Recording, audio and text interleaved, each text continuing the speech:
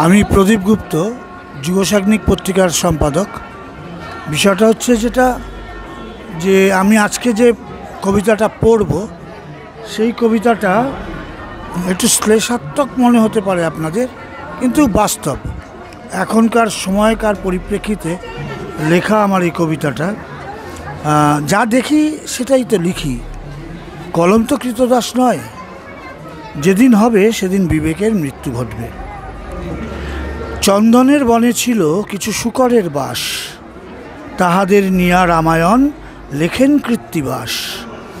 সেই সব শূকর ত্যাগে মোটা মোটা নাদি, অভাজন জনে ভাবে তাহা উহাদের গদি।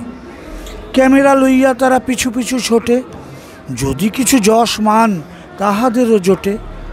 সেই শূকরের মোটা বপু মধ্যিখানে নিয়া ঘিরিয়া দাঁড়ায় তারা খুশির পোজ দিয়া।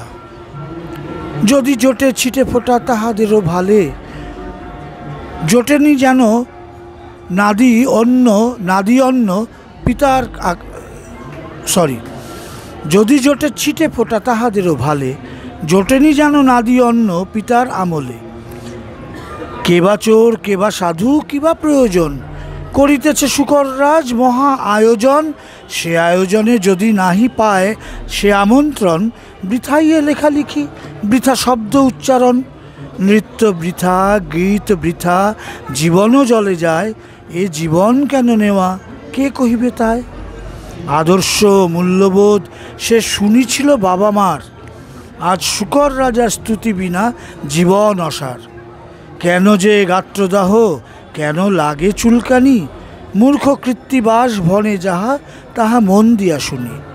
লজ্জা লাগে লজ্জা লাগে লজ্জা লাগেছি, গন্ডারের চামড়া কি আর সবাই পড়েছি।